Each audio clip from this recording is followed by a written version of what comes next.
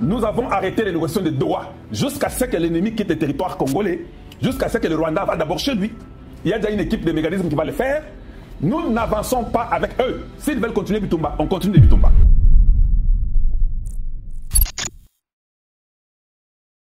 La réalité est que ce sont les sanctions qu'on a besoin. On n'a pas besoin de condamner. Pourquoi vous allez condamner aujourd'hui? C'est le moment de sanctionner aujourd'hui. Ce n'est pas le moment de condamner. Mais maintenant, ça c'est ce que les autres font. Si quelqu'un vient me dire que non, que les États-Unis n'a rien dit, la France n'a rien dit, bon ok, that's ok. Ils peuvent ne pas dire quelque chose, bien aimé. Qu'est-ce que nous, le Congolais, nous avons dit pour ces histoires-là? Devrions-nous continuer? On tue 300 quelques, vous êtes sur la table de négociation. On tue 100 quelques, vous êtes sur la table de négociation. On tue 40 quelques. J'ai toutes ces vidéos-là, je ne vais pas les montrer parce que si je les montre, YouTube directement ferme. Même quand votre ambassadeur parle aux Nations Unies, il répète la même chose. Mais moi, si j'étais à sa place, ce que je ferais, c'est de dire que le Congo se retire dans toutes les négociations. Et tous les pays là auront raison, ils vous donneront raison. On ne parle pas avec la M23, c'est d'abord une possibilité pour quitter Doha. Vous ne comprenez pas ça?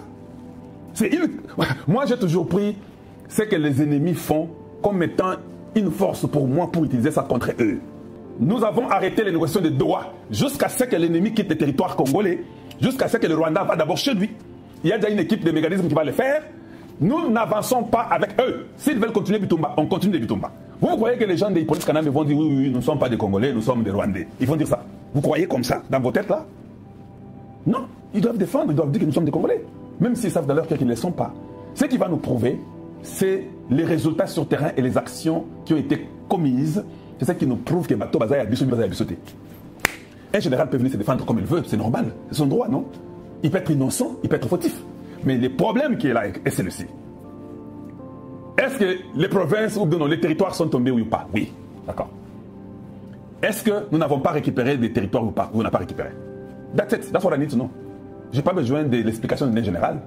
Je n'ai pas besoin... Oh non, on avait recruté 40 000. Est-ce que nous avons eu 40 000 ou non? On n'a pas 40 000. That's it. C'est-à-dire que et les inspecteurs, et les soigneurs de malades, et les entraîneurs, et ceux qui préparent, tous ces gens-là, je les mets dans un même lot. C'est comme ça que moi, je réfléchis en tant qu'Américain. Parce que, un chiffre qui m'a été donné, mais sur le terrain, toi, tu es médecin, traitant. Tu ne traites pas 40 000 personnes. Tu n'as pas les fiches de 40 000 militaires. Toi, tu es celui qui prépare. Tu n'as pas la nourriture de 40 000. Toi, tu es celui qui donne les uniformes, qui donne les armes. Tu as moins que ce qu'on a dit. Pourquoi tu ne dis pas au président de la République? Donc, si tu es Rwandais, moi, je donne encore respect à un Rwandais qui peut venir dire que moi, je suis Rwandais ou je suis Rwandaise, mais j'aime le Congo ou j'ai la nationalité congolaise, mais moi, mes parents sont du Rwanda, je suis Rwandaise. Cette personne-là, moi, je lui donne plus de crédibilité qu'un Rwandais qui vient, qui ne dit pas qu'il est Rwandais. Il s'est fait passer comme Congolais. Quand nous commençons à faire la vérification sur la vie, il n'a aucun lien du Congo.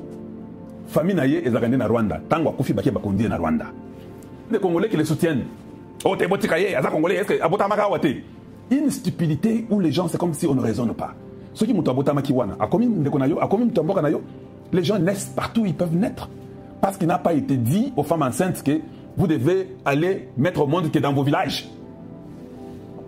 Une femme enceinte a le droit de voyager partout dans le monde entier. Donc il peut mettre au monde partout.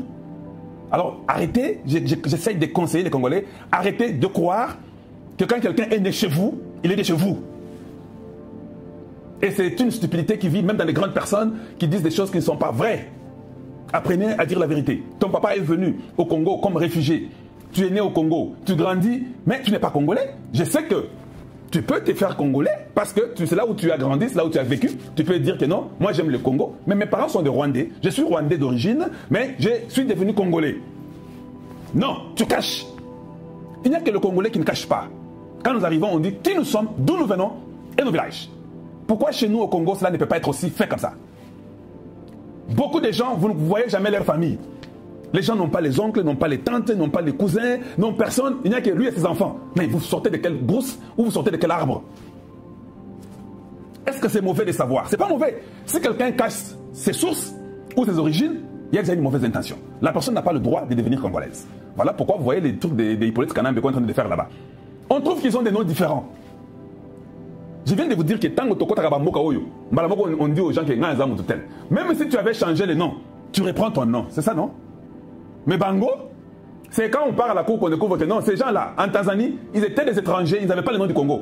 Oh non, La preuve est que comme leur papa était l'opposant de Mobutu, voilà pourquoi ils devaient changer leur nom. Ok. Mais pourquoi les enfants de Lumumba n'ont pas changé les noms quand ils sont partis? Pourquoi les enfants de Moulé n'ont pas changé les noms? Pourquoi les enfants de Tiens Tshisekedi n'ont pas changé les noms? Pourquoi les enfants de Birindoa, les enfants de Marcel Liaou, les enfants de Kibasa Maliba, les enfants de Ngouz Akarlibonde, tous ces enfants-là, eux n'ont pas changé leurs identités quand ils ont fui le Congo. Il n'y a que les enfants de Mouzé qui vont en Tanzanie et ils changent leur nom. Ils cachent. Et comment? Ils sont qu'à 3.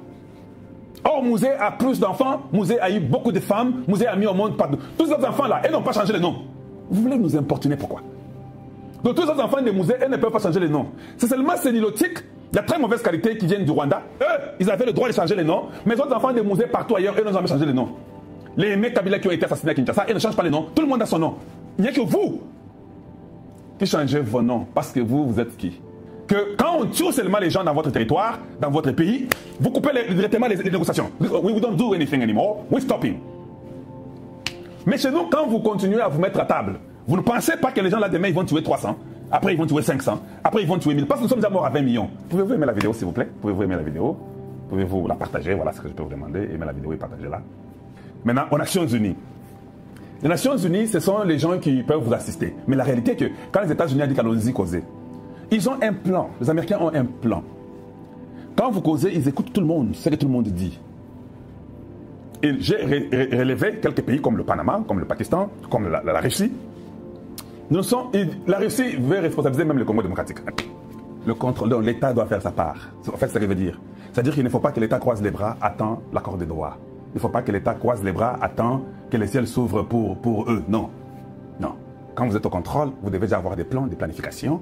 Quand vous avez des militaires, des généraux, vous devez savoir qu'est-ce qu'il fait, qui fait quoi, qui fait quoi. S'il n'y a pas un travail, on ne peut pas continuer à payer les gens chaque fin du mois, on te paye, mais toi tu ne fais rien, tu es là assis, tu attends une solution, toi tu es militaire, tu pries pour que les États-Unis trouvent pour toi une solution. Pourquoi tu es militaire? Why are you a soldier? Why? What's the reason are you? Comment on va commencer on continue à te payer? Why? Ça c'est ce que les États-Unis a dit. Même si aux Nations Unies, il a répété les mêmes choses. Mais nous avons déjà compris leur intention. Leur intention est claire. C'est que tout le monde qui a participé dans ces bêtises-là, c'est ça qu'ils ont dit, c'est là-bas, doit face consequences. Si les États-Unis peuvent dire ça, donc, aux Nations Unies, ils sont là juste pour une formalité. Mais je suis sûr qu'il y a des conséquences, il y a des sanctions qui vont venir. Je suis avec vous, je vous donne moins d'une semaine. Il y aura des sanctions qui vont tomber. Les États-Unis vont les faire, je sais. Quand le département d'État fait déjà ça, avec Tammy Bruce qui est parti là-bas, ils vont faire ça. Il y aura des sanctions qui vont tomber. Mais quand ils appellent les consuls, c'est pour montrer seulement l'urgence du problème. Qu'il y a un problème sérieux ici. On est en train de tuer les civils. Comment il faut intervenir pour mettre fin à ces civils-là? Autre chose. Quand vous avez à Gémira, tous ces Roumains-là et consorts, pourquoi les présidents qui se de son équipe ne réfléchissent pas d'échanger les mercenaires? Parce que notre armée est faible. Comme notre armée est faible, il faut aller avec les mercenaires. Pourquoi vous ne partez pas avec les mercenaires américains? Il n'y a pas seulement plus. Les États-Unis a des maisons des mercenaires. Beaucoup au Texas, dans Alabama, et nous avons des maisons dans les Montana. Ce sont des maisons des mercenaires, non? Vous ne pensez pas que eux, si vous les payez eux, et qu'ils amènent leur maison des mercenaires au Congo pour rétablir la paix. Parce que même la Russie dit l'État doit faire un effort pour reprendre les contrôles. Si je suis l'État congolais, je suspends l'accord de Doha. Je dis, comme on a tué les civils dans mon territoire, nous n'avançons pas d'un près jusqu'à ce qu'on puisse punir ceux qui ont commis ces massacres-là. Si on ne punit pas, je ne continue pas. C'est une façon de se retirer de l'accord de Doha. Ça, c'est mon point de vue. Prenez les mercenaires américains. C'est déjà un plus pour nous. Donnez-leur l'argent qu'ils veulent. S'ils vous demandent 10 millions, 15 millions, 50 millions, 100 millions, mieux vaut leur donner ces 100 millions-là que de donner l'argent aux militaires congolais qui sont complices, qui sont traîtres, qui ne veulent pas mourir pour leur nation, mais qu'on paye.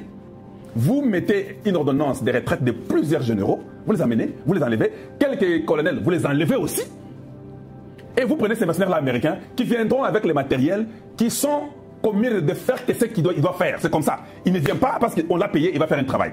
Il n'y aura pas les Français qui vont venir derrière comme les Roumains, essayer de voir qui est le responsable de cette histoire-là, qui peut dire à ces gens-là, n'attaquez pas. Mais quand vous prenez les Américains, c'est déjà une bonne chose. Il y a un contrat qui est signé et ils travaillent avec la présidence du Congo et ils nous aident jusqu'à ce que ces gens-là vont comprendre que it's time to... Le contrat avec les mercenaires américains, c'est de leur dire, hein, nous voulons reprendre, on va vous payer, vous avez une période de 1 mois ou 2 mois ou 3 mois. You set a calendar because Americans, that's how they think.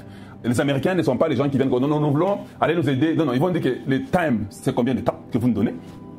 Si vous nous donnez qu'on le fasse dans 1 mois, voilà l'argent qu'on vous charge. Si vous voulez qu'on le fasse dans 2 mois, voilà l'argent qu'on vous charge. Dans 3 mois, et puis vous discutez, et puis vous faites ça. Vous avancez. Avec cette équipe-là, je vous dis, ça sera beaucoup plus rapide. Parce que même Mobutu avait pris les Marocains. Deux fois, l'histoire peut vous apprendre. Je ne sors pas ça du néant. L'histoire peut vous apprendre pour que ça puisse aussi vous aider rapidement. Deux fois, les locaux ne veulent pas mourir. Si quelqu'un ne veut pas mourir, vous l'envoyez à la retraite, il ne veut pas mourir. Pourquoi vous le gardez dans l'armée? Pourquoi vous les payez? Il est déchu et puis il s'en va. Et c'est logique pour aider le peuple. On ne doit pas continuer dans le jeu là. Nous devons montrer un signal fort pour dire que il faut sanction et puis en Qatar. Si on ne sanctionne pas les gens qui ont tué. Vous verrez comment ça va aider nous, le Congolais.